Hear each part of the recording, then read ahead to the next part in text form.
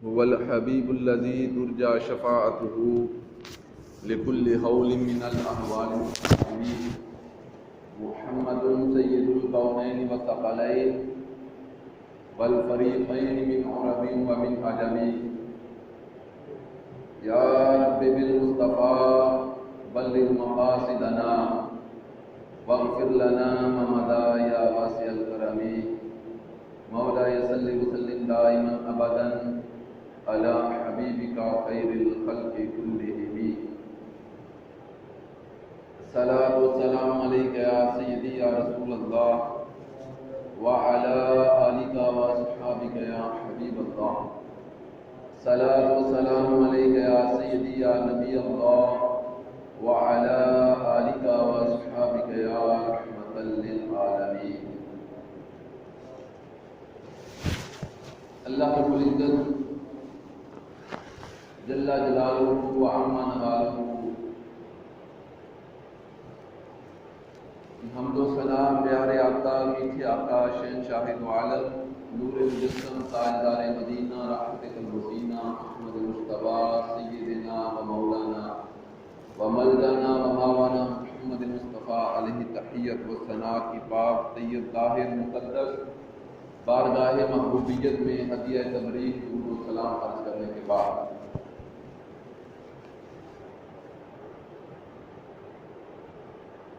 بندہ نجید نے قرآن مجید فرقان حمید کی ایک آیت مبارکہ کا حصہ تلاوت کرنے کا شرف حاصل کیا ہے. دعا فرمائیں کہ اللہ جل مجدہ مجھے اس کے مطابق حق گوئی کی توفیق عطا فرمائے اور ہم سب کو اس کی سمجھ اور اس کا ادراک عطا فرمائے اور اس کے پیغام کو اس کی اشاعت آگے کرنے کی توفیق عطا فرمائے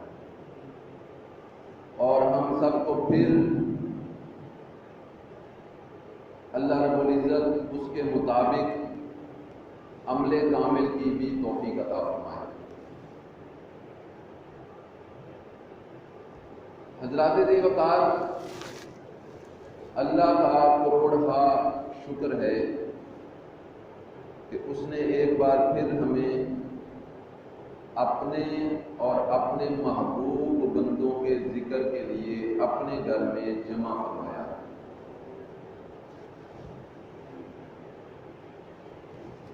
اس کے شکر میں اگر انسان ساری زندگی سجدے میں رہ کر بھی گزار دے تو گنتی کی چند نعمتوں کا شکر ادا نہیں ہوتا، بلکہ کسی ایک نعمت کا جو شکر ادا ہے اس کا بھی حق ادا نہیں ہوتا. اللہ فرماتا ہے لئن شکرتم لازیدنکم، تم شکر کرتے رہو میں اور بڑھاتا رہوں گا. تو اس قاعدے اور قانون کے تحت جتنا ہو سکے اس ذات کا شکر ادا کرتے رہنا چاہیے. حضرات ذی وقار، اللہ رب العزت قرآن کریم کے اندر ارشاد فرماتا ہے رضی اللہ عنہم ورضوا عنہ. یہ آیت مبارکہ کا حصہ ہمارے پیارے نبی، دو جہاں کے آقا، سب انبیاء کے نبی، سب نبیوں کے سردار، کائنات کے مختار،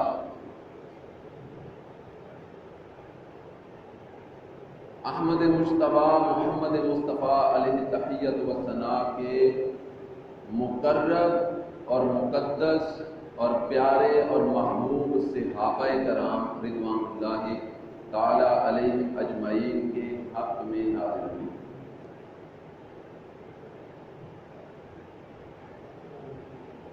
سادہ سا ترجمہ، معروف اور مشہور ترجمہ یہ ہے کہ اللہ رب العزت فرماتا رضی اللہ عنہ ورضوا عنہ. محبوب آپ اپنے صحابہ کو بتا دیں کہ ان کا سٹیٹس، ان کی شان، ان کا مقام یہ ہے کہ اللہ ان سے راضی ہے. رضی اللہ ماضی کا صیغہ ہے، اللہ ان سے راضی ہو گیا. ورضوا عنہ، اور یہ بھی اللہ سے راضی ہو گئے. یہاں ایک بات بڑی قابل غور ہے.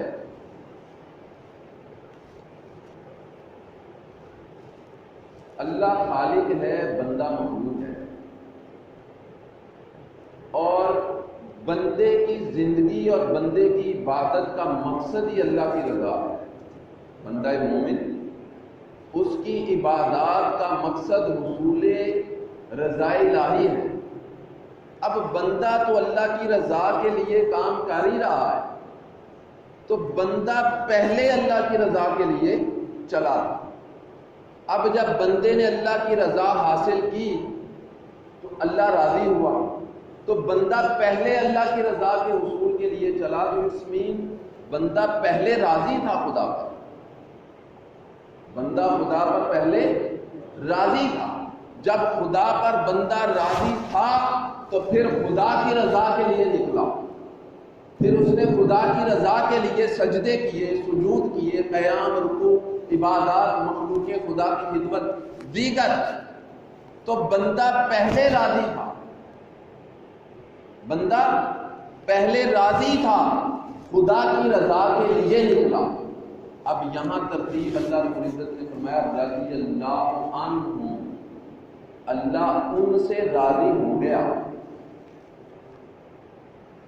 اللہ ان سے راضی ہو گیا. وَرَضُوا عَنْهُ، اور وہ بھی اللہ سے راضی. تو گویا اللہ رب العزت یہاں نقطہ یہ سمجھانا چاہ رہا ہے کہ جو بندے میری رضا کے لیے راضی ہو کر نکل پڑے، اللہ ان سے راضی ہو گیا. ایک بات. اور دوسری بات، محبوب ہمیں ان سے کیا غرض؟ جب ہم نے دیکھا کہ ان بندوں کا تعلق تیری ذات سے ہے، اصل بات جو نسبت کی ہے وہ یہ، ہم نے جب دیکھا محبوب ان بندوں کا تعلق تیری ذات سے ہے، یہ تیرے غلام ہیں، اب ہم ان کے اعمال کو نہیں دیکھیں گے، تیری نسبت کو دیکھیں گے، بس اس نسبت کے صدقے ہم راضی ہیں. حضرات ذی وقار کے صحابہ کرام کے اپنے اپنے مقامات ہیں، درجات ہیں. تو ہر صحابی کو پہچانا حضور کی نسبت سے جائے گا، حضور کے تعلق سے پہچانا جائے گا. پھر کچھ خاص ہیں حضور کے قرب میں، حضور کی نسبت میں، حضور کے تعلق میں. اب سب صحابہ کا تعلق حضور سے ایک جیسا نہ تھا، ایک تعلق سب کا یکساں تھا کہ حضور کے غلام تھے، حضور کے صحابہ تھے، حضور کی میت میں بیٹھتے تھے، حضور کی مجلس میں بیٹھتے تھے. اس نسبت سے تو سب کا تعلق یکساں تھا. مگر کچھ ایسے بھی تھے جو ہر وقت حضور کی مجلس میں ہوتے تھے، کچھ ایسے بھی تھے جو کسی وقت ہوتے تھے، کچھ ایسے بھی تھے جو جان و مال سے ہمہ تن حضور پہ قربان تھے، کچھ ایسے تھے ان کے پاس اتنا وقت نہیں تھا. تو جتنا جتنا کسی نے حضور کا قرب پایا، جتنا جتنا کسی کا حضور کی ذات سے تعلق مضبوط ہوا، اتنا اتنا اس کا درجہ اللہ کے ہاں مقرب اور بلند ہوتا. اب سب صحابہ کا ذکر کرنا اور ان کی شان اور ان کے مقام کا احاطہ کرنا ایک چھوٹی سی نشست میں ممکن ہے، اور کسی ایک صحابی کی شان کو کما حق کو بیان کرنا یہ بھی ممکن نہیں. ایک مجلس میں، ایک نشست میں کسی ایک صحابی کی شان کو بھی کما حق ہو تو ہم بیان کر ہی نہیں سکتے. بڑے لوگوں کا ذکر چھوٹا کیا کرے، بڑوں کی بات چھوٹا بندہ کر ہی نہیں سکتا. نہ اس نے بڑے کے اس مقام پہ پہنچنا ہے، نہ اس کی سوچ، نہ اس کا خیال، نہ اس کا تصور، نہ اس کا وہم، نہ اس کا گمان. جب کچھ بھی وہاں نہیں پہنچ سکتا، نہ اس کا علم، نہ اس کی فکر، نہ اس کی سوچ، جب کچھ اس مقام پہ پہنچ ہی نہیں سکتا تو پھر وہ اس مقام کی بات کیا کرے گا. بس ہم تو نسبتوں والے لوگ ہیں، ان نسبتوں والوں کا، بلند لوگوں کا، بڑے لوگوں کا ذکر کرتے ہیں. اس بڑے لوگوں کے ذکر کے صدقے، بڑے ذکر کے صدقے ہم سمجھتے ہیں کہ ہمارا نام بھی بڑا ہو. ہم تو بس اتنی نسبت کے قائل ہیں، ورنہ ہم ان بڑے لوگوں کا ذکر نہیں کر سکتے، ہماری مجال نہیں ہے. ہمارے اندر وہ جو ہے وہ ظرف اور ہمارا وہ علم ہی نہیں، ہمارا علم ہی ان بڑے لوگوں کے قدموں تک نہیں پہنچتا، تو ان کا مقام تو پھر براء البراء ہے۔ تو حضرات ذی وقار کچھ ضروری باتیں ہوتی ہیں، کچھ عقائد کی باتیں ہوتی ہیں، کچھ اصلاحی احوال ہوتے ہیں، کچھ حالات و واقعات کے تحت جو ہے وہ معاملات میں علمی نقائص آ جاتے ہیں حالات کے اثرات کی وجہ سے، جیسے وہ گرد جم جاتی ہے، حالات کی وجہ سے لوہے پر زنگ لگ جاتا ہے۔ تو ایسے کچھ ہمارے عقائد میں، ہماری فکر میں، ہمارے تصور اور خیال میں جو ہے وہ حالات کی وجہ سے کچھ گردہ آ جاتا ہے، کچھ گرد لگ جاتی ہے، کچھ زنگ لگ جاتا ہے، تو ضروری ہوتا ہے پھر جو ہے وہ اس کی اصلاح کی جائے۔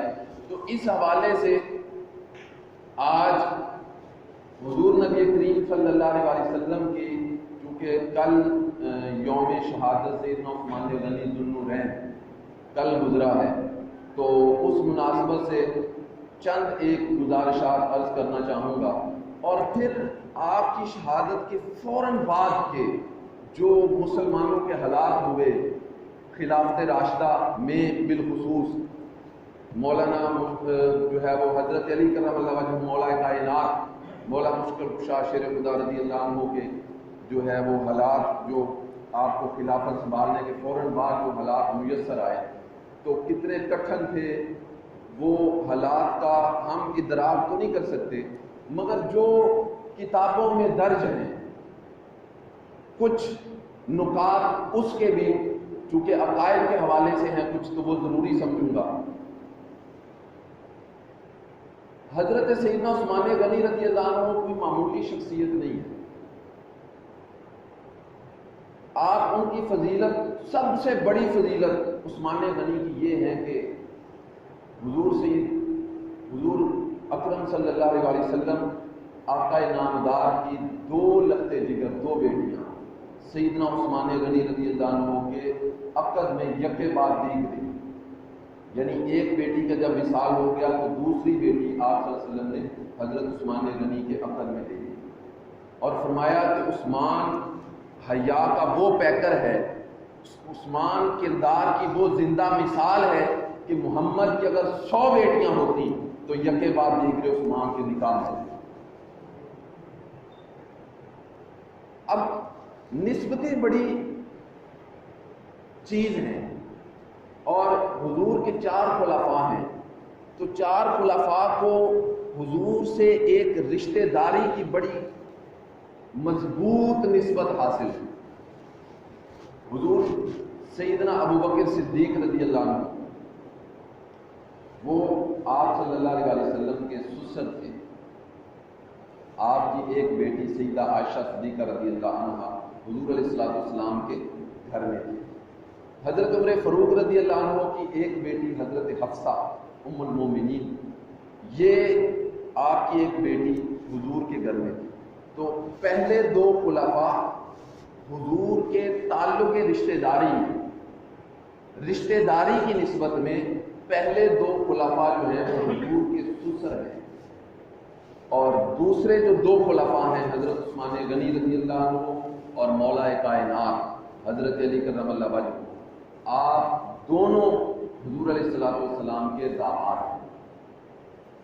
تو یہ چاروں کو ایک بڑا تعلق ہے، اور اس نسبت سے بعض مفسرین نے 4 خلفاء کو اہل بیت کے اندر بھی شامل کیا، بعضوں نے مولا کائنات کو جو ہے وہ اس نسبت سے جو ہے وہ سیدۃ النساء کی نسبت سے، حسنین کریمین کے بابا ہونے کی نسبت سے، اس کی توجیحات اور علماء کی ایک اپنی علمی بحث ہوتی ہے، ہم اس جو ہے وہ بحث میں نہیں پڑھ رہے، مگر اتنا جانتے ہیں کہ جس کو بھی دیکھو وہ حضور سے نسبت ہے، ہم جس کو بھی جانتے ہیں حضور کی نسبت سے جانتے ہیں، کسی کی نسبت حضور کے گھر کے اندر کی ہے، کسی کی نسبت حضور کے گھر کے باہر کی ہے، کسی کی نسبت داماد ہونے کی ہے اور کسی کی نسبت سسر ہونے کی ہے، تو یہ نسبتیں سب کی حضور سے ہیں، اور ہم سب کو جانتے بھی حضور کی نسبت سے ہیں۔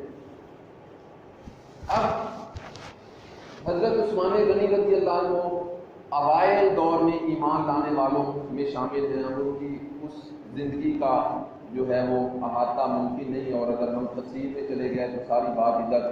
تو وہ عقائد کی جو 2-3 باتیں میں عرض کرنا چاہتا ہوں پھر وہ رہ جائیں. سخاوت کے پیکر تھے، اور جب کبھی ضرورت پڑی حضرت عثمان غنی رضی اللہ عنہ نے سخاوت کی وہ مثالیں قائم کی کہ اس شعبے میں دیگر صحابہ شاید وہاں تک جو ہے وہ نہیں پہنچ سکے. ادھر آقا علیہ الصلوۃ والسلام کی زبان مبارک سے بات نکلتی تھی اور عثمان غنی اٹھ کے جا کے اس کو پورا کرتے تھے. وہ جو یہودی کا جو کنواں کا کڑوا کنواں تھا، بڑا مشہور واقعہ ہے. ایک بار سرکار کی زبان مبارک سے لفظ نکلے، عثمان غنی نے جا کر اس کو جو ہے وہ وقف خرید کر کے مسلمانوں کے لیے وقف کر دیا، بلکہ سب کے لیے وقف کر دیا. اسی طرح غزوہ تبوک کے موقع پر سب سے زیادہ جو مالی اعتبار سے جو ہے وہ جہاد میں شرکت کی تھی وہ سیدنا عثمان غنی رضی اللہ عنہ کی ذات. تو اس طرح بے شمار واقعات ہیں. اور پھر جب آپ خلافت راشدہ میں آئے، تیسرے خلیفہ خلافت کی مسند پر جو ہے وہ جلوہ افروز ہوئے، حالات بدلتے گئے، اور اواخر میں پھر فتنوں نے جو ہے وہ سر اٹھایا. اب میں براہ راست یہاں پر آ رہا ہوں. جو کچھ عقائد کی باتیں ہیں، یہ وہ باتیں ہیں جو وعظ میں، نصیحت میں، خطابات میں عموماً نہیں کی جاتی. سیرت کی کتابوں میں، تاریخ میں، احادیث کی کتابوں میں یہ واقعات، یہ چیزیں موجود ہیں، مگر بعض میں، خطاب میں اس لیے نہیں کی جاتی کہ ان کے اندر جوشیلا پن نہیں. یہ اصلاحی باتیں ہیں، عقائد کی باتیں ہیں، تو بعض میں وہ جوش ہونا چاہیے، وہ جذبہ ہونا چاہیے. تو وہ جوش اور جذبے کے لیے پھر لا محالہ ہمیں فضائل چاہیے ہوتے ہیں، فضیلتیں چاہیے ہوتی ہیں. تو وہ پھر یہ چیزیں جو ہے نا، جب بعض میں ڈسکس نہیں ہوتی، بیان نہیں ہوتی، تو یہ چیزیں امت کو، عوام کو، عامت الناس کو پھر پتہ نہیں چلتی، صرف کتابوں میں رہ جاتی ہیں. تو جب حضرت عثمان غنی رضی اللہ عنہ کے خلاف جب بغاوت شروع ہوئی تو بغاوت کی 2-3 وجوہات تھیں. ایک وجہ تو یہ تھی جب حضرت عثمان غنی رضی اللہ عنہ نے قرآن کو ایک لغت پر جمع کیا، یہ بہت بڑا سبب تھا. اب بڑے لوگوں کو یہ باتیں نہیں پتہ، چونکہ یہ بیان نہیں کی جاتی، ان کے اندر وہ جوش ولولہ نہیں ہوتا بیان کرتے وقت. تو یہ اصلاحی چیزیں ہیں، عقائد کی اصلاح ہے. تو عامت الناس کو، پبلک کو، عوام کو پھر پتہ نہیں چلتا. تو ہر بندے کے پاس اتنا ٹائم تو ہوتا نہیں کہ وہ کتابوں کو ان کی گردانی کرے. حضرت عثمان غنی رضی اللہ عنہ، اب یہ بات ذہن میں رکھ لیں، قرآن کریم جو ہم پڑھتے ہیں جو اس وقت، تو یہ اس وقت کا جو نسخہ قرآن کا موجود ہے، یہ پوری دنیا میں عرب سے عجم تک، مشرق سے مغرب، پوری دنیا میں قرآن کے نسخے میں کسی ایک حرف یا کسی ایک زیر زبر کا بھی فرق نہیں. اور یہ جو قرآن ہم پڑھتے ہیں یہ حضرت عثمان غنی رضی اللہ عنہ کا مرتب پردہ بنا. اتنا بڑا امت پر احسان ہے عثمان غنی. اب اس کی تھوڑی سی تاریخ جو ہسٹری ہے وہ ضرور ہمیں کلیئر ہونی چاہیے. آقا علیہ الصلوۃ والسلام کے زمانہ اقدس میں قرآن جب نازل ہوتا ہے تو آپ کاتب وحی کو بلوا کر قرآن لکھوا کو دیتے تھے. اس میں تو کوئی شک نہیں، یہ تو ہم نے سن رکھا ہے، پڑھ رکھا ہے. مگر حضور علیہ الصلوۃ والسلام کے ظاہری زمانہ حیات میں قرآن ایک بائنڈڈ شکل میں، کتابی شکل میں نہیں. مسجد نبوی میں ایک مقام مختص تھا جہاں پر وہ قرآن کی عبارت رکھی ہوتی تھی. کچھ حصے، جو چیز اس وقت اویلیبل ہوتی، جو چیز موجود ہوتی، قرآن کاتب وحی اس پر لکھ دے. جو آیات اترتی حضور کاتب وحی کو لکھواتے تو وہ لکھ کر وہاں رکھ دیتا. حضور سنا دیتے اس کو فلاں صورت کے فلاں جگہ پر فلاں مقام کے وہ فلاں آیت کے ساتھ آگے پیچھے ترتیب حضور خود فرما دیتے اور وہ صحابی وہاں پر اس کو رکھتے. ترتیب حضور خود بتا دیتے تھے، مگر وہ کچھ حصہ کپڑے پہ لکھا ہوتا تھا، کچھ حصہ لکڑی پہ لکھا ہوتا تھا، کچھ حصہ چمڑے پہ لکھا ہوتا تھا، کچھ حصہ پتھروں پہ لکھا ہوتا تھا. تو مختلف چیزوں پر قرآن کی عبارت لکھی ہوتی تھی اور وہ ایک جگہ پر موجود ہوتی تھی اور ہر وقت وہ وہاں پر رہتی تھی. اور اس سے پھر دوسرے صحابہ دیگر وہ کاپی کر کے نقل کر کے تو گھر میں جا کر جو ہے نا وہ اس کو وہ محفوظ کر لیتے تھے، یاد کر لیتے تھے، سینوں میں محفوظ کر لیتے تھے یا کسی اور چیز میں جو اویلیبل ہوتی ہے. اب حضور علیہ الصلوۃ والسلام پر جیسے جیسے قرآن اترتا گیا صحابہ وہ ادھر ایک کاپی موجود ہوتی تھی جو دیگر چیزوں پر جو مختلف چیزوں پر لکھا ہوتا تھا، تو اس سے پھر مختلف جو ہے وہ نقول صحابہ کر لیتے اور اسی طرح کسی کا جو ہے وہ چمڑے پہ، کسی کا کپڑے پہ، کسی کا دیگر چیزوں پہ وہ قرآن کا حصہ لکھا ہوتا تو وہ اپنے گھروں میں بھی وہ اس کو محفوظ بھی کرتے رہے، یعنی تحریری طور پر، اور سینوں میں بھی اس کو یاد کرتے رہے. تو حضور کی حیات طیبہ میں اکثر صحابہ کرام کو اور تمام ازواج مطہرات کو، امہات المومنین تمام ازواج مطہرات کو اور اہل بیت کے تمام افراد کو اور اکثر صحابہ کرام کو اور اکثر صحابیات کو رضوان اللہ علیہم اجمعین کو حضور کی حیات طیبہ میں قرآن سارے کا سارا زبانی یاد ہو چکا، زبانی یاد ہو چکا تھا. مگر پورے قرآن کی جو ایک کاپی تھی وہ صرف اور صرف وہ مسجد نبوی میں جو مقام تھا وہاں پر پڑی. باقی کسی صحابی کے پاس پورے قرآن کی کوئی کاپی موجود نہیں تھی. کسی نے کوئی سورت جس کو وہ کوئی چیز یاد نہ ہوتی وہ لکھ لیتا، ورنہ صحابہ کرام کے سینوں میں قرآن موجود تھا. لکھی ہوئی فقط ایک مسجد نبوی میں جو جگہ تھی وہاں پر پورا قرآن موجود تھا اور حضور کی ترتیب بتائی ہوئی ترتیب کے مطابق. اب یہاں بھی ایک عقیدے کی بات ہے، وہی آئی جبرائیل لے کر آیا، جبرائیل نے آ کر وحی سنا دی. اب حضور نے کاتب وحی کو بلوا کر لکھوا دی. اب جبرائیل نے تو بتایا ہی نہیں کہ یہ کون سی سورت کی کون سی آیت ہے. بات نہیں سمجھے. جبرائیل نے تو آ کے وحی کی کہ محبوب اللہ کریم یہ پیغام دے رہا. آقا علیہ الصلوۃ والسلام نے وہ پیغام امت کو بھی سنایا، کاتب وحی کو بلوا کر لکھوایا اور ساتھ میں فرمایا کہ اس کو فلاں صورت میں فلاں آیت کے آگے اور فلاں کے پیچھے اس کو وہاں رکھ دو. اب یہ ترتیب حضور کو کیسے پتا تھی؟ بھئی اگر نبی پیغمبر ہے، نبی کا کام فقط پیغام پہنچانا ہے، تو پیغام پہنچانے والے کی تو یہ شان ہی نہیں ہوتی، وہ تو پابند ہوتا ہے.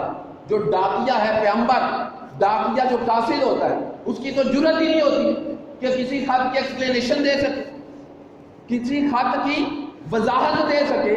وہ تو پابند ہے اس تحریر کا. بلکہ کئی ڈاکیے تو ایسے ہیں جدید دور میں، بلکہ اکثر آپ اس کو تو ڈاک کھولنے کی جرت ہی نہیں ہوتی. ڈاکیے کو تو یہی نہیں پتا کہ اس کے اندر کیا لکھا ہے، صرف ایڈریس کی حد تک ہوتا ہے. تو نبی اگر فقط قاصد تھا، ڈاکیہ تھا، پیغمبر تھا، اللہ کا پیغام فقط پہنچانے والا تھا، تو اب سوال یہ ہے کہ جبرائیل تو وہی لے کر آیا، جبرائیل تو وہی لے کر آیا. اب کریم آقا صحابی کو، کاتب وحی کو یہ کہاں سے بیان کر رہے ہیں کہ اس کو فلاں سورت کی فلاں آیت فلاں کے پیچھے اور آگے وہاں رکھ دو؟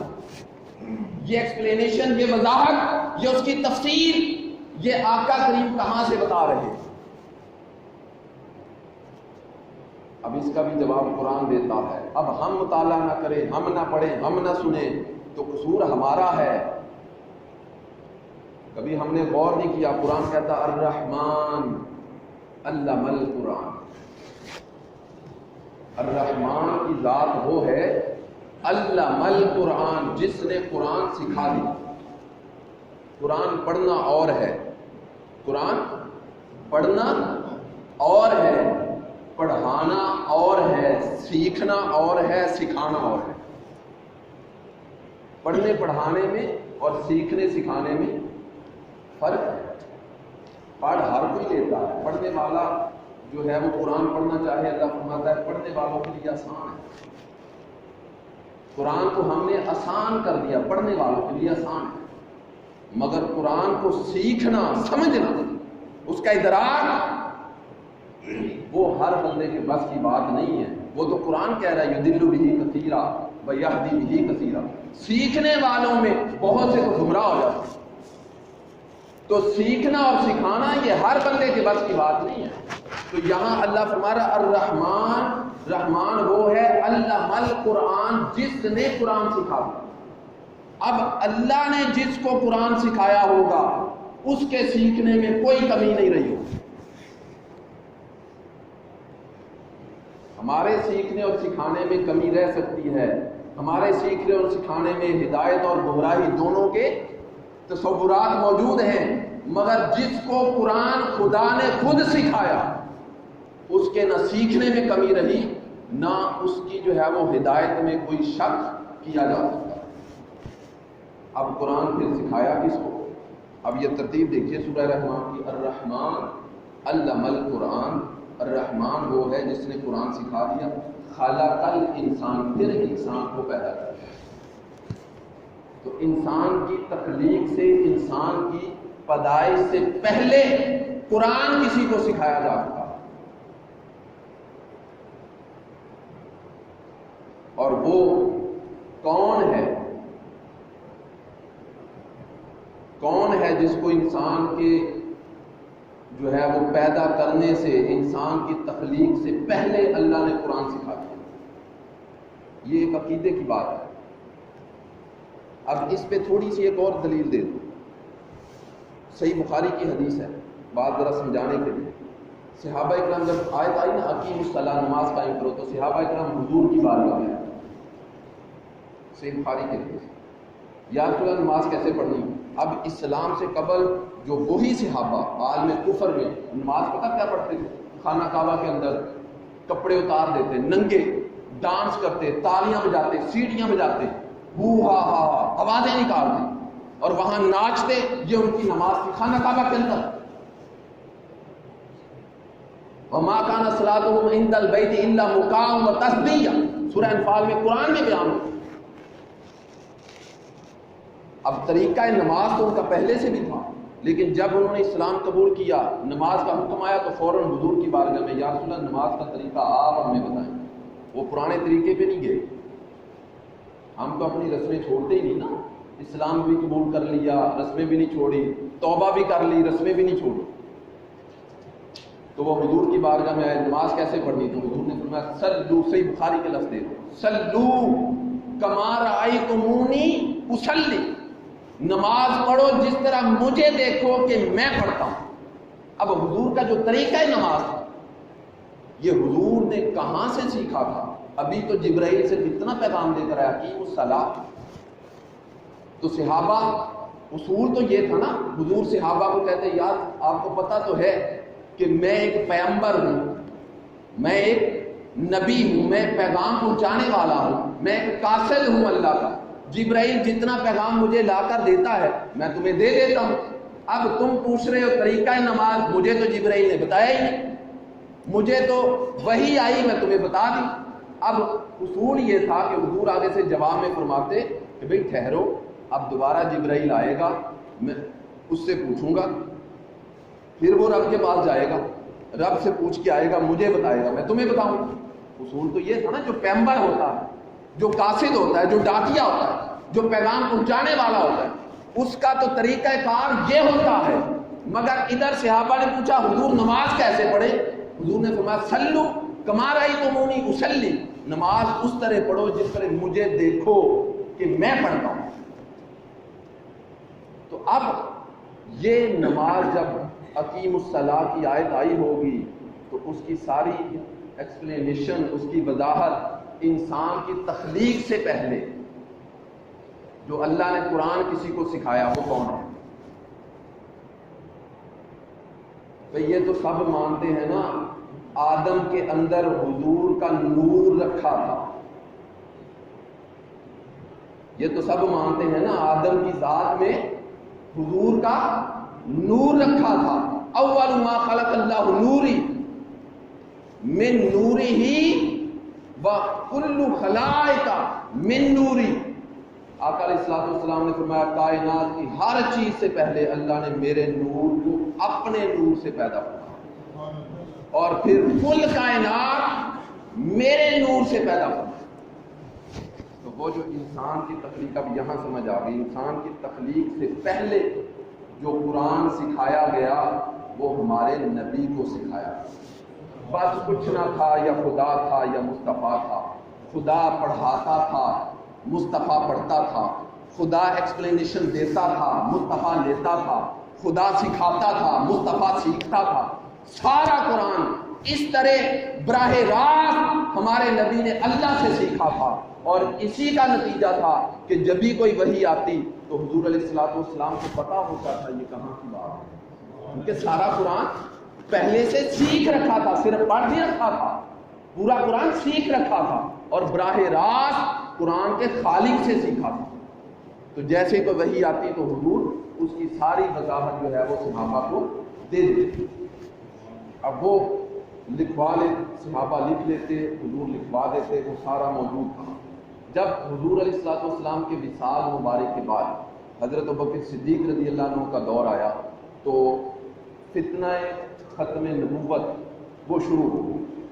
مسیلمہ کذاب ایک بہت بڑا جو ہے نا وہ قبیلے کا فرد تھا, سردار تھا, اس نے نبی ہونے کا دعویٰ کر دیا. ابوبکر صدیق رضی اللہ عنہ نے اس کے خلاف جہاد کیا. اب جنگ یمامہ ہوئی تو ہزاروں مسلمان اس جنگ میں, ایک جنگ میں ہزاروں کی تعداد میں مسلمان شہید ہوئے. اب اس ہزاروں میں 700 تو صرف وہ صحابہ تھے جو بہترین قاری تھے اور حفاظ تھے قرآن کے, پورے قرآن کے حافظ تھے اور بہترین قرات کرتے تھے. 700 وہ لوگ اس جنگ میں شہید ہوئے. اب ضرور چونکہ میں نے عرض کیا کہ حضور کے زمانہ طیبہ میں ظاہری حیات میں اکثر صحابہ کرام کو اور اکثر صحابیات کو, اکثر سب کی بات نہیں کی صحابہ کی اور صحابیات کی, مگر اہل بیت کے افراد سب کے سب اور حضور کی ازواج سب کی سب, ان کو قرآن مکمل یاد ہو چکا مکمل طور. اکثر صحابہ بھی, اب ان اکثر میں 700 یہاں پر اس جنگ میں جو بہترین قرہ حضرات تھے اور پورے قرآن کے حافظ تھے وہ شہید ہو گئے. اب وہ عبارت ایک جگہ پر مسجد نبوی میں موجود ہے, محفوظ ہے, لیکن حالات کے اثرات اس پہ بھی آ سکتے ہیں. خدا نہ خواستہ سیلاب آ سکتا ہے, کچھ بھی مطلب ہو سکتا ہے. وہ ایک بائنڈیڈ شکل نہیں ہے, کتابی شکل نہیں ہے. کوئی چمڑے پہ ہے, کوئی لکڑی پہ ہے, کوئی پتھر پہ ہے, کوئی کاغذ پہ ہے, مختلف چیزوں پہ لکھا ہے قرآن. تو حضرت ابوبکر صدیق رضی اللہ عنہ نے پھر ضرورت محسوس کی کہ اب قرآن کو ایک کتابی شکل دی جائے. تو وہ قرآن کو ایک کتابی شکل دے دی. وہی سارا قرآن اسی ترتیب میں جو حضور نے بتایا تھا, اور صحابہ کرام جو اور ازواج مطہرات حضرت ام سلمہ بالخصوص ان سے جو ہے وہ مشاورت لے کر, اور دیگر صحابہ کرام اور حضرت زید بن ثابت کی سرکردگی میں ایک کمیٹی بنی اور اس نے شب و روز محنت کے بعد وہ کتاب ایک کتابی شکل جو ہے وہ دے دی قرآن. یعنی سارا قرآن ایک بائنڈیڈ شکل میں, ایک کتابی شکل میں جو ہے وہ ایک کاغذ پر آ گیا. مگر یہاں پر ایک بات تھی کہ چونکہ قرآن عرب میں آیا تھا, سب اہل عرب تھے, حضور کی زبان بھی عربی تھی, صحابہ کی بھی زبان عربی تھی, مگر مختلف عرب کے قبیلوں میں زبان کے لہجے میں تھوڑا تھوڑا فرق ہوتا ہے. عام ہمارے پنجابی میں بھی اردو میں بھی لہجے کا تھوڑا فرق ہوتا ہے. کراچی والے اردو کا سٹائل ان کا اور ہے, ہمارا لاہور والوں کا تھوڑا اور ہے, اور اگر جو ہے نا وہ بمبئی اور ادھر جو ہے نا وہ چلے جائیں انڈیا میں ان کا تھوڑا سٹائل اور ہے.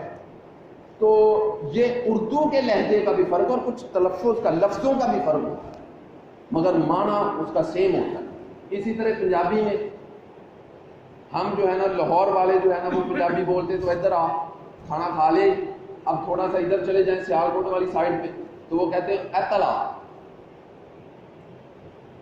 اوتل نہیں جانا, اوتل یعنی ادھر میں اوتل, کھانا کھا لیتا ہے. تو تھوڑا سا تلفظ کا لہجے کا فرق آ گیا مگر معنی سیم ہے.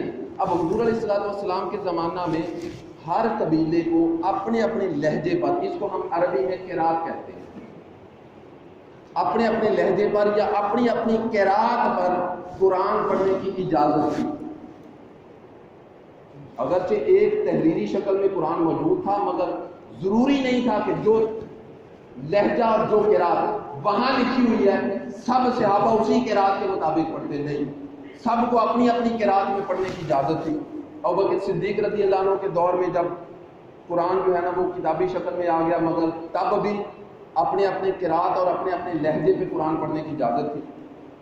جب حضرت سیدنا عثمان غنی رضی اللہ عنہ کا دور آیا تو پھر ضرورت محسوس ہوئی، قرآن جب عرب سے عجم میں نکلا تو لہجوں کا اختلاف شروع ہو گیا۔ اب لہجے پر قرہ حضرات جو تھے وہ کہتا جو میرا لہجہ ہے وہ زیادہ ٹھیک ہے، دوسرا کہتا جو میرا وہ زیادہ اچھا ہے، میرا حضور کے زیادہ قریبی رشتہ داروں والا لہجہ ہے، دوسرا کہتا میرا زیادہ اچھے قاریوں والا لہجہ ہے۔ تو یہ لہجے پر یعنی قرات پر اختلاف پیدا ہو گیا۔ اب حضرت عثمان غنی رضی اللہ عنہ نے جب ضرورت محسوس کی تو پھر وہی کمیٹی جو ابوبکر صدیق رضی اللہ عنہ کے دور میں بنی تھی، زید بن ثابت کی نگرانی میں، انہی کی سربراہی میں وہی کمیٹی اور اس میں کچھ اور لوگ ایڈ کر جینیس صحابہ کرام جو ذہین اور فطین اور اچھے قاری تھے ان کو ایڈ کیا اور اس کمیٹی میں شامل کر کے تو حکم دیا کہ تم سب نے متفقہ طور پر ایک لہجے پر قرآن کو جو ہے وہ لکھنا ہے، ایک لہجے پر، سب لہجوں میں اب اجازت نہیں۔ اب تو عجم میں جب قرآن جائے گا تو وہ تو اپنی اپنی زبانوں میں قرآن پڑھیں، تو قرآن کا تو تقدس ہی نہیں رہے گا اس طرح۔ اب اگر اس وقت ذرا تصور کیجئے، اگر اس وقت عثمان غنی رضی اللہ عنہ نے حالات کا ادراک نہ کیا ہوتا اور قرآن کو ایک لہجے پر جمع نہ کیا ہوتا تو آج شاید ہمارے پاس قرآن عربی شکل میں موجود ہی نہ ہو۔ ہم عجم والے لوگ اپنی اپنی زبان میں قرآن پڑھ رہے ہوتے اور عربی اصل قرآن جو حضور پہ اترا تھا ہمارے پاس موجود ہی نہ ہو، اور آج ہمارے قرآن کا حال بھی وہی ہوتا جو آج بائبل کا حال ہے۔ کتنے نسخے جی، فلاں رائٹر کا نسخہ، فلاں رائٹر کا نسخہ، فلاں رائٹر، تو بندوں کی کتاب ہے، اللہ کی کتاب کہاں ہے؟ تو پھر ساتھ میں نصیحت کی، فرمایا کہ اگر تم کسی ایک لہجے پر، کسی ایک قرات پر سب متفق نہ ہو سکو، اختلاف باقی رہے ان قاریوں میں، کیونکہ سب قاری تھی، تو تم میں اختلاف باقی رہے تو پھر وہ جو نسخہ ابوبکر صدیق رضی اللہ عنہ کے دور میں لکھا گیا تھا وہ ساتھ تھا، تو میں وہاں سے ہیلپ لے لوں۔ اگر وہاں سے ہیلپ لے کر بھی اختلاف باقی رہے تو پھر وہاں پر وہ لہجہ اور وہ قرات اور وہ لفظ اور وہ تلفظ لکھا جائے گا جو قبیلہ قریش کے خاندان بنو ہاشم میں مروج ہو، کیونکہ قبیلہ قریش کے بنو ہاشم خاندان میں حضور کے جو ہے وہ ولادت حضور کی اس خاندان میں ہوئی، تو فرمایا چونکہ قرآن حضور پہ اترا ہے تو لہذا جو بنو ہاشم خاندان میں، قبیلہ قریش کے ہاشم خاندان میں جو لہجہ اور جو قرات استعمال ہوتی ہے پھر وہ استعمال کی جائے گی۔ تو اس طرح شب و روز محنت شاقہ کے بعد جو ہے وہ قرآن ایک کتابی شکل میں آ گیا، ایک جو ہے وہ لہجے پر قرآن آ گیا۔ اب اس کی پھر متعدد نقول تیار کروائیں، کاپیز، اور تمام صوبائی دارالحکومتوں میں سرکاری سطح پر بھجوا کر حضرت عثمان غنی رضی اللہ عنہ نے فرمایا کہ اس نسخے کے علاوہ اگر کسی کے پاس کوئی نسخہ قرآن کا موجود ہے تو وہ سرکاری جو ہے وہ بیت المال میں جمع کروا دے، کسی کو کسی اور نسخے پر قرآن پڑھنے کی اجازت اب نہیں۔ اب جو سرکاری سطح پر ایک لہجے پہ قرآن جمع کیا گیا ہے اب اسی طرح قرآن پڑھا جائے گا، اور اس کے علاوہ اگر کسی کے پاس کوئی نسخہ موجود ہے تو وہ ہمیں جمع کروا دے۔ تو اس طرح وہ سب کے سب جو نسخے حضرت عثمان غنی رضی اللہ عنہ نے وہ جمع کر لیے، تو اب وہ نسخے جو تھے نا، اب وہ آنے والے دور میں وہ ایک فتنہ پیدا کر سکتے تھے۔ جب ایک سے دوسری نسل آتی تو اب یہ تو ایک تاریخ تو موجود ہوتی نا، کسی نے کہنا تھا یار یہ قرآن عثمان غنی کے دور میں لکھا گیا تو یہ قرآن تو ابوبکر کے دور کا ہے، تو لہٰذا جو حضور کے زمانہ کے ساتھ بالکل متصل لکھا ہوا قرآن ہے وہ زیادہ مضبوط ہے، تو اختلاف پیدا ہو سکتا تھا۔ اس اختلاف کے پیش نظر اتنی محنت کے بعد جو ایک لہجے پر ایک قرات پر جو قرآن کو جمع کیا تھا، تو حضرت عثمان غنی رضی اللہ عنہ نے وہ سارے جو بقیہ نسخے تھے وہ اپنی تحویل میں لے کر ان کو جو ہے وہ قبرستان میں دفن کروا دیا، اور ساتھ میں جو ہے نا وہ اس کا پہرا اور اس کی نگرانی بھی سرکاری سطح پر کی، یعنی بعد میں بھی کچھ عرصے تک کہ اس کو جو ہے وہ کوئی نکال کر کسی جگہ پہ محفوظ نہ کر لے کہ قیامت تک کسی دور میں بھی کوئی فتنہ پیدا ہو۔ اب جو قاتلان عثمان تھے نا، جو باغی تھے، انہوں نے بہت ساری وجوہات میں سے ایک بڑی وجہ جو ہے نا وہ یہ بنائی تھی کہ عثمان غنی رضی اللہ عنہ نے معاذ اللہ قرآن کے نسخوں کو جلایا۔ اب حقیقت حال جو ہے وہ میں بیان کروں۔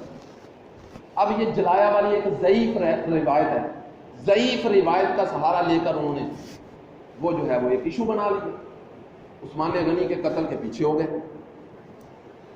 اب ایک لمحے کے لیے آپ سارے ماشاءاللہ باشعور لوگ بیٹھے ہیں، اصل بات تو وہ ہے جو میں عرض کر چکا، ان کو دفن کیا تھا، وہ نسخے دفن کیے۔ ایک لمحے کے لیے یہ روایت بھی مان لی جائے، ایک لمحے کے لیے ذرا نیوٹرل پرسن ہو کر جو ہے وہ سوچیں، ایک لمحے کے لیے اگر یہ روایت مان لی جائے کہ عثمان غنی نے قرآن کے نسخوں کو جلا دیا، مان، اب ایمان سے اللہ کے گھر میں بیٹھے دل پہ ہاتھ رکھ کر بتاؤ ایمان سے، کیا جو عثمان غنی نے جلایا تھا اگر بالفرض جلا دی، اگر بالفرض، ویسے تو جلایا تھا ہی نہیں، اگر بالفرض مان لیا جائے کہ جلائے تھے، اب بتائیے وہ قرآن کے نسخے جلائے تھے یا قیامت تک آنے والے فتنے کو ختم کیا؟ اب اس کی ایک میں مثال دے دوں آپ کو تھوڑی سی، یہ بڑا معروف واقعہ، آپ نے وہ دیکھا بھی ہوگا، جو خانہ کعبہ گئے ہیں انہوں نے تو دیکھا ہوگا، وہ جو خطیم جس کو بولتے ہیں وہ جو دیوار ہے، اور نہیں تو وہ ڈاکومنٹری میں تصویروں میں وہ خانہ کعبہ کے ساتھ ایک طرف جو ہے وہ سفید چھوٹی سی دیوار ہے گلائی میں۔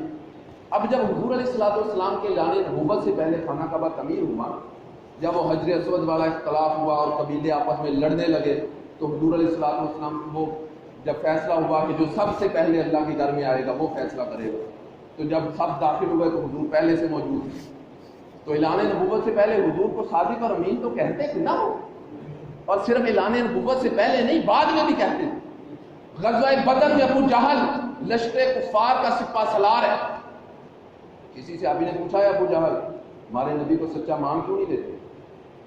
لشکر کفار کا سپہ سالار ہے، مر گیا تھا غزوہ بدر، سپہ سالار بن کے آیا، 1000 کی تعداد تھی ابو جہل کی لشکر اور مسلمان 313، تو اس نے کہا ہے مان کیوں نہیں لیتے، ہمارے نبی کو کیوں جھٹلاتے ہو؟ کہتا اللہ کی قسم ابو جہل غزوہ بدر میں، یعنی مرنے سے کچھ سانس پہلے کے اس کی سٹیٹمنٹ دے رہا ہوں، کچھ دن نہیں، غزوہ بدر 17 رمضان کو ہوا، تو 17 رمضان کی بات بتا رہا ہوں، یعنی مرنے سے کچھ لمحے پہلے کہتا اللہ کی قسم محمد کو ہم آج بھی صادق اور امین مانتے ہیں۔ کردار تو یہ ہوتا ہے نا، دشمن بھی مانے، وہ اپنوں نے مانا تو کیا مانا، وہ کیا استاد ہوا جس کی تعریف صرف اس کا شاگرد کرے، وہ کیا پیر ہوا جس کی تعریف اس کا مرید کرے، وہ کیا نبی ہوا جس کی تعریف اس کا امتی کرے؟ نبی تو وہ ہے جس کی تعریف امتی بھی کرے اور غیر امتی دشمن بھی کرے۔ تو وہ صادق اور امین تو مانتے تھے، تو وہ جب حضور مسجد حرم میں پہلے تھے تو انہوں نے کہا وہ لو صادق آ گئے، صادق آ گئے، تو آقا علیہ السلام نے وہ حجر اسود چادر میں رکھا اور فرمایا کہ سب قبیلے اٹھاؤ، تو وہاں جو ہے وہ اپنے دستے مبارک سے وہ نصب کر دیا۔ وہ واقعہ جو خانہ کعبہ کی تعمیر کا آپ نے سنا ہوگا، پڑھا ہوگا، تو اب اس میں جو ہے نا وہ ہماری طرح کے لوگ نہیں تھے کافر، کیونکہ اعلان نبوت سے پہلے کی بات ہے، تو قریش والے تو کافر ہی تھے نا۔ حضور علیہ السلام کی اس وقت عمر مبارک 35 سال کے لگ بھگ، تو قریش والوں نے جب خانہ کعبہ کی عمارت کو سیدھا ہوئی اور اس کو شہید کر کے وہ دوبارہ تعمیر کرنا تھا، تو اعلان کر دیا۔ اتنے امیر لوگ تھے قریش والے، اتنے کہ ایک ایک جو ہے نا قربانی میں، ایک ایک فدیے میں 200 اونٹ، 300 اونٹ ذبح کرنے والے لوگ، اور ہماری قربانیاں خود ہی دیکھ لیں کتنی ہوتی۔ اتنے امیر لوگ، انہوں نے کہا کہ یار اللہ کا گھر تعمیر کرنا ہے. تھے مشرک، تھے، عقیدے کی بڑی بات ہے یہاں پر، تھے مشرک، مگر انہوں نے کہا اللہ کا گھر تعمیر کرنا ہے، جس کے پاس حلال کا جتنا پیسہ ہے صرف وہ لے کر. ساڈا کیا حرام دے پیسے تو صدقہ بھی ہو گیا، قربانی بھی ہو گئی، بس اللہ معاف کرے. کافر ہو کر، مشرک ہو کر عقیدہ دیکھتے کہتے اللہ کا گھر تعمیر، اور جس کے پاس حلال کی جتنی کمائی فقط وہ لے کر آؤ، حرام کی آمیزش نہیں ہوتی. تو حلال کی کمائی سے وہ جو خانہ کعبہ ابراہیم کی بنیادوں پر تعمیر ہوا تھا، وہ خانہ کعبہ سارا تعمیر نہیں ہو سکا. تو انہوں نے کیا کیا، آدھا جو ہے وہ تعمیر کر دیا، اس پہ چھت ڈال دی اور ساتھ میں چھوٹی دیوار دی. انہوں نے کہا یار تاریخ، یہ تاریخی جگہ ہے تو تاریخ برقرار رہے گی، جب کبھی پھر اس کی تعمیر ہوگی تو اس کو ٹھیک کر دیں گے. مطلب وہ انہوں نے بتا دیا کہ ہمارے پاس جو سرمایہ حلال کی کمائی کا تھا وہ اتنا ہی تھا کہ ہم پورے پہ چھت بھی نہیں ڈال سکتے. اب حضور علیہ السلام کا زمانہ رسالت جو تھا وہ بھی گزر گیا، اس کی اب شہید کر کے تو یا تو حضور اپنے زمانے میں اس کو جو ہے وہ تعمیر کروا دیتے خود. حضور نے ضرورت محسوس نہیں کی، عمارت ٹھیک تھی، اس کو شہید نہیں کروایا، دوبارہ تعمیر نہیں کیا. خلافت راشدہ کا دور گزر گیا، بنو امیہ کا دور آیا، اور یزید پلید نے جب جو ہے نا وہ خانہ کعبہ پر حملہ کیا تو اس کے بعد وہ جب عمارت شکستہ حال ہوئی تو پھر اس کے بعد اس کی وہ تعمیر کا خیال آیا. تو تعمیر جب کرنے لگے تو وہ جو دیوار تھی وہ پورا اس کو جو ہے وہ پھر خانہ کعبہ تعمیر کر دیا، جو کہ اصول تھا. اب پورا خانہ کعبہ تعمیر کر دیا تو جب اس کے بعد کا بادشاہ آیا، جیسے ہمارا جو ہے نا وہ پیپلز پارٹی کی پالیسی سے نون لیگ کی حکومت آئے تو وہ قطن اختلاف، اور اس کے بعد جو ہے وہ پی ٹی آئی کی آئی تو قطن. تو یہ ہمارے ہاں یہ ٹرینڈ اور یہ نسلی چلا آ رہا ہے. اپنے سے پہلے سے ہمیشہ اختلاف کیا جاتا، چاہے اچھا ہو چاہے برا ہو. تو وہ دوسرا بادشاہ اس نے کہا یہ اس نے کیا کیا، یہ تو غلط ہے، خانہ کعبہ تو اتنا تھا اور اتنی تو دیوار تھی، اس نے سارا خانہ کعبہ بنا دیا. اس نے خانہ کعبہ کو شہید کرا کے آدھے پہ تعمیر کر دیا اور آگے پھر دیوار بنا دی. اور یہ کوئی 8-10 مرتبہ اس طرح خانہ کعبہ کو شہید کیا گیا. ایک آنا اس نے پورا تعمیر کر دینا، دوسرے نے آنا اس نے شہید کروا کے پھر آدھا کر دیا.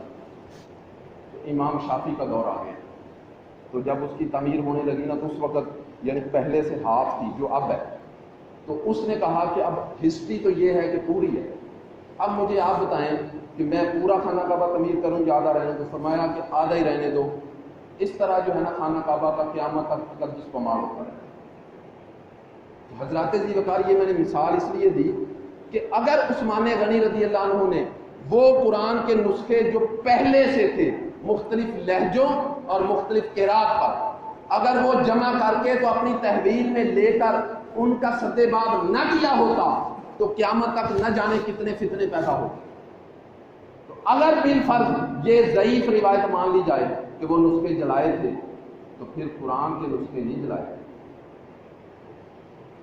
اب یہ عثمان غنی کا وہ احسان ہے. آج جو ہم قرآن پڑھ رہے ہیں، آج یہ عثمان غنی رضی اللہ عنہ کے زمانے کا لکھا ہوا اور لکھوایا ہوا قرآن.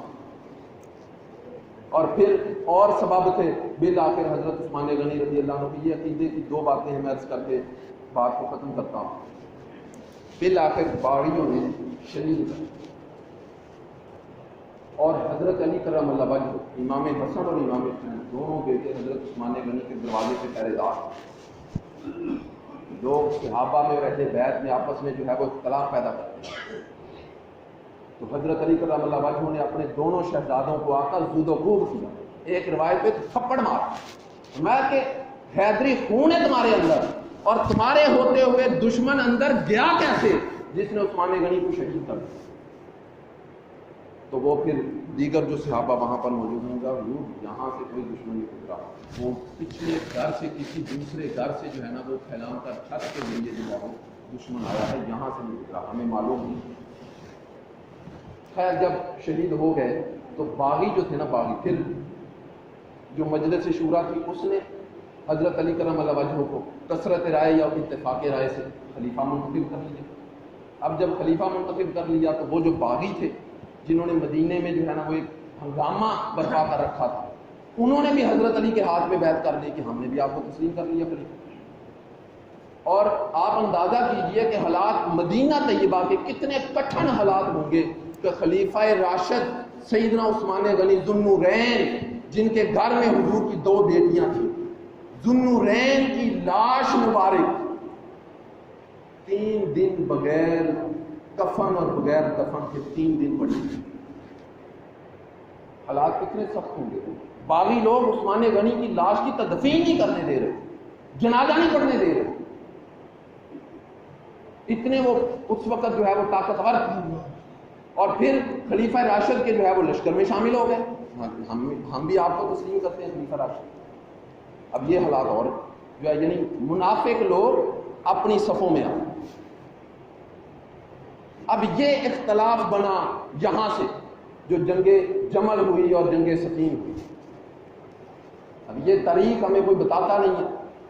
اب ہوا کیا، 3 دن کے بعد حضرت علی کرم اللہ وجہہ اور کچھ اور خاص صحابہ نے رات کے اندھیرے میں حضرت عثمان غنی رضی اللہ عنہ کی جو ہے وہ تجہیز و تدفین کا اہتمام کیا، جنازہ پڑھا اور ان کی جو ہے قبرستان میں جنت اللہ رات کے اندھیرے میں۔ تو آپ اس سے اندازہ کر لیں کہ حالات کتنے خراب ہوں گے کہ خلیفہ راشد یعنی خلیفہ 4 حضرت علی بھی موجود ہے، اور خلیفہ ہوتے ہوئے جو ہے وہ رات کی تاریکی میں جو ہے نا وہ خلیفہ راشد دوسرے کی جو ہے نا وہ تجہیز اور تدفین ہو رہی۔ حالات کتنے کٹھن ہوئے۔ اب جو دیگر صحابہ تھے باغی جو ہے نا، جنہوں نے کہا نا قتل عثمان کا بدلہ لینا ہے، وہ باغی جو ہے نا وہ کہتے کرو ذرا بات، جناب تلواریں باہر نکال لیتے، تیر سیدھے کر لیتے، کرو بات، کون کرتا قتل عثمان؟ ہم قاتلان عثمان ہیں، کون بدلہ لے؟ جس نے بات کی اس کو جو ہے نا وہ اڑا دیتے۔ اور 3-4 صحابہ جو ان کے ٹارگٹ پہ تھے وہ جو ہے نا وہ مدینہ سے بھاگ کر مکہ چلے گئے، اور ام المومنین عائشہ صدیقہ رضی اللہ تعالیٰ عنہ حج کرنے گئی، ان کو جا کے حالات سارے بتائے۔ آپ بڑا غمزدہ ہوئی، روئیں، اور پھر جو ہے نا وہ مشاورت سے طے پایا کہ بصرہ کے حالات اس وقت ٹھیک ہے، تو ہمیں حالات کے معمول تک آنے تک، حالات کے معمول پہ آنے تک جو ہے ہمیں کسی پرامن جگہ پر جو ہے وہ جانا چاہیے، اور بصرہ میں ویسے بھی اسلامی لشکر جو جہاد کے لیے نکلے ہوئے وہ موجود ہیں، تو ہمیں وہاں پہ چلے جانا چاہیے۔ تو وہ وہاں چلے گئے، انتظار کر رہے تھے۔ اب ادھر حضرت علی کرم اللہ وجہہ سے دیگر صحابہ سر عام تو کوئی بات نہیں کرتا، لیکن حضرت علی کو کہتے، زور دیتے تھے کہ جی آپ قتل عثمان کا بدلہ لیں۔ تو حضرت علی آگے سے جواب دیتے، یار دیکھو میں قتل عثمان کے بدلے سے قصاص سے جو ہے وہ منہ پھیر نہیں رہا، حالات آپ کے سامنے، مجھے تھوڑا سا وقت دے دو۔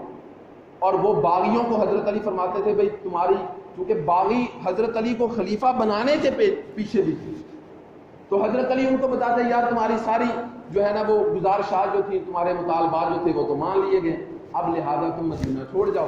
اور سرگنا جو تھا عبداللہ بن سبا، وہ سب کو پتا تھا کہ اس کے پیچھے ماسٹر مائنڈ کون ہے۔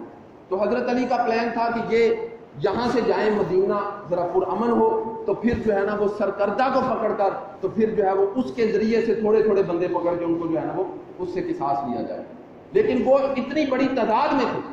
اب جب کبھی قتل عثمان کی بات ہوتی تو حضرت علی کے لشکر میں سے، فوج میں سے ایسے آدھی فوج سائڈ میں ہو کے کہتی ہمیں قاتلان عثمان لو، بدلہ کیسے لو؟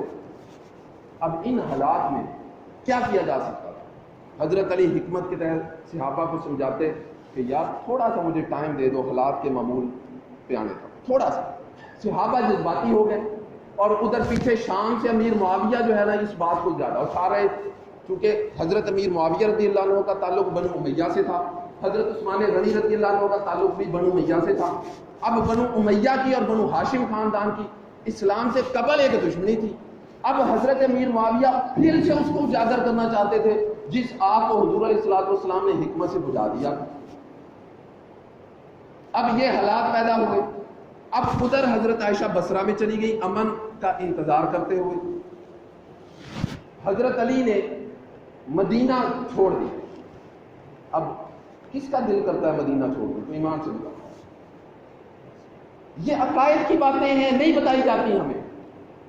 حضرت علی نے مدینہ چھوڑ دیا صرف اس لیے کہ مدینہ کا تقدس پامال نہ ہوا۔ اب حالات جنگوں کے ہیں، حالات خون خرابے کے ہیں۔ ایک خلیفہ راشد کو مدینہ شہر میں شہید کر دیا گیا، تو مدینے کا امن بحال رکھنے اور بحال کرنے کے لیے حضرت علی کرم اللہ وجہہ نے مدینہ شہر چھوڑ دیا اور دارالخلافہ مدینہ سے کوفے میں منتقل کر دیا۔ اب جب ادھر آ رہے تھے تو ادھر جو ہے نا وہ بصرہ میں چونکہ لشکر موجود تھے، حضرت عائشہ صدیقہ وہاں چلی گئی۔ اب حضرت علی کو وہ باغیوں نے، یعنی جو ظاہری اسباب پہ خبریں ہوتی، وہ خبر دی کہ حضرت عائشہ جو ہے نا لشکر کو کمانڈ کر رہی ہیں آپ کے خلاف۔ ادھر حضرت عائشہ کے لشکر میں جو ہے نا باغیوں نے یہ خبر پھیلا دی حضرت علی آپ پہ جو ہے وہ لشکر کشی کرنے آ رہے ہیں۔ چنانچہ ہوا یہ کہ جمل کے مقام پہ دونوں لشکر آمنے سامنے تھے، ادھر حضرت علی کا لشکر جس میں باغی موجود تھے، باغی بھی موجود تھے۔ حضرت علی کی اصل فوج تو تھی صحابہ اکرام، اور باغی بھی اس فوج میں موجود تھے جو مدینے سے چلے آ رہے تھے۔ اور ادھر ام المومنین عائشہ صدیقہ رضی اللہ عنہا ان لشکروں کی کمانڈ کر رہی تھی جو کہ جہاد کے لیے تیار ہوئے ہوئے، لیکن حالات ایسے بن گئے کہ وہ لشکر آمنے سامنے آ گئے۔ حضرت علی کرم اللہ وجہہ اور حضرت ام المومنین عائشہ صدیقہ رضی اللہ عنہا میٹنگ ہوئی۔ حضرت علی نے پوچھا کیسے آنا ہوا؟ انہوں نے کہا جی ہم قتل عثمان کا جو ہے نا وہ قصاص لینا چاہ رہے ہیں۔ میں ٹھیک ہے، میں بالکل ٹھیک ہوں۔ حالات بتائے، ساری باتیں ہوئی، معاملات صلح ہو گئی۔ اب یہ میٹنگ بھی رات کی تاریکی میں ہوئی۔ اندازہ کریں کہ حضرت علی کے لشکر میں وہ کتنے اسٹرانگ تھے کہ حضرت علی کو یہ میٹنگ بھی چھپ کے کرنی۔ فرمایا کہ اب فیصلہ ہو گیا، تو وہ اس کی اناؤنسمنٹ کر دیں گے۔ اب جتنا بھی چھپ کے کر لیں، جب لشکر میں موجود ہے لوگ تو پتہ نہیں چلے، چل گیا پتہ، بات نکل گئی۔ اب جب بات نکل گئی تو باغیوں نے کہا یار اگر ان کی صلح ہو گئی تو ہم کدھر جائیں گے، ہم تو ماریں گے، لہذا ایسا کرو کہ ادھر تو ہم پہلے سے ہی ہیں، کچھ لوگ رات کا فائدہ اٹھا کے اندھیرے میں ادھر چلے جاؤ اور تیر اندازی شروع کر دو، کچھ ادھر سے کر دیں کچھ ادھر سے کر دیں۔ جب ایک بار جنگ چھڑ جائے گی، بارڈر پہ فوجیں ہوں تو کون دیکھتا ہے کہ پہل کس نے کی۔ اب حضرت علی کے لشکر میں باغی موجود تھے، کچھ رات کا فائدہ اٹھاتے ہوئے ادھر گئے اور تیر اندازی شروع کر دی۔ حضرت علی بھی جنگ کو روکتے رہے، حضرت عائشہ بھی روکتی رہی۔ جب جنگ چھڑ گئی، ہزاروں مسلمان شہید ہوئے۔ اور پھر اسی غلط فہمی کا نتیجہ تھا جو جنگ صفین ہوئی حضرت علی اور حضرت امیر معاویہ کے درمیان۔ اب ہمیں تاریخ کی اصل جو ہے، تاریخ کے حقائق جو ہیں وہ کوئی بتاتا نہیں۔ اب یہ وہ چیزیں ہیں جو تاریخی ہیں، حقائق ہیں۔ اب حقائق جو ہیں نا یہ اب بعد میں خطاب میں کیسے بیان کیا جائے، ان میں جوشیلا پن نہیں، سبحان اللہ واہ واہ کی داد نہیں ملے گی۔ تو پھر جب وہ جنگ جمل ختم ہو گئی دل آ کے حضرت علی کرم اللہ وجہہ ام المومنین عائشہ صدیقہ کے پاس گئے۔ میں اماں جی آپ خیریت سے؟ جی میں خیریت سے ہوں، آپ ٹھیک ہیں؟ پھر حضرت علی کرم اللہ وجہہ نے ام المومنین کو پورے سیکیورٹی دستے میں بحفاظت مدینہ بھجوایا۔ اب یہ اگر ذاتی جنگ ہوتی ہے، اختلاف ہوتا جو آج امت میں برپا کر دیا گیا کہ حضرت عائشہ نے حضرت علی سے جنگ کی، تو اب کوئی ایسے کرتا ہے؟ اور پھر حضرت علی ساری زندگی جو ہے نا وہ اسی طرح سلوک کرتے رہے ام المومنین ساری زندگی اسی طرح۔ جب کبھی پوچھا بعد میں انہوں نے کہا جتنا جو ہے نا وہ ایک ساس اور ایک دماد کا تھوڑا سا اختلاف ہو جاتا کسی بات پہ، بس اتنا ہی تھا، اس سے زیادہ تو نہیں۔ اور حضرت ام المومنین عائشہ صدیقہ رضی اللہ عنہا ساری زندگی اس عمل کے پچھتاوے میں روتی بھی رہی۔ اب یہ جو حقائق ہیں یہ ہمیں کون بتائے گا؟ ہمارا عوام کا مزاج نہیں رہا، عوام کا مزاج ایسے حقائق سننے کا مزاج بھی نہیں رہا۔ ہم عوام بھی اسی کو جو ہے نا وہ کہتے ہیں یار جو ذرا وہ لچھے دار تقریر ہو۔ اب لچھے دار تقریر میں یہ چیزیں تو بیان نہیں ہو سکتی۔ حضرات گرامی، ضرورت اس عمل کی ہے کہ ان چیزوں کو بھی جو ہے نا وہ سمجھا جائے۔ حقائق جو اصل ہیں ان کو دیکھا جائے کہ اصل حقائق. اب آپ اس پورے سینیریو میں یہاں سے شروع کریں نا کہ خلیفہ راشد کی لاش 3 دن تک پڑی رہی, یہاں سے شروع کریں حالات کیا ہوں. اب یہاں 2 فتنے ہیں امت کے اندر بدقسمتی سے. ایک فتنہ وہ ہے جو کہتے ہیں حضرت علی جان بوجھ کے قتل عثمان کا قصاص نہیں لے رہے تھے اس لیے جنگیں ہوئی, حضرت علی کو غلط کہتے ہیں. اور ایک وہ ہے جو کہتے ہیں کہ حضرت علی بالکل ٹھیک تھے اور ام المومنین عائشہ صدیقہ نے جان بوجھ کے جو ہے نا وہ جنگ کی تھی حضرت علی کے خلاف. اب بتاؤ حقائق کیا. اور معتبر اور مستند احادیث سیرت کی کتب اور تاریخ کی کتب سے جو اصل حقائق ہے میں نے وہ عرض کی. جو حقائق, اب جو کہتے ہیں حضرت علی بدلہ لینا ہی نہیں چاہتے تھے, جان بوجھ کے جو ہے نا وہ ہیلے حجت کر رہے, اب ان کا کیا بنے گا. اور جو کہتے ہیں کہ حضرت عائشہ صدیقہ رضی اللہ عنہا نے جان بوجھ کے جنگ کی تھی, حضرت علی تو بدلہ لے رہے تھے, وہ انہوں نے جان بوجھ کے جو ہے وہ لشکر کشی کی تھی, اب ان کا کیا بنے گا. حالانکہ حضرت علی بھی حق پر تھے, وہ بھی چاہتے تھے کہ قتل عثمان کا بدلہ لیا جائے گا مگر تھوڑا سا مجھے وقت دے دو, اور حضرت عائشہ صدیقہ بھی, اور پھر بالآخر صلح بھی ہوگی. حضرات ذی وقار اللہ رب العزت کے دعا ہے ہمیں سمجھ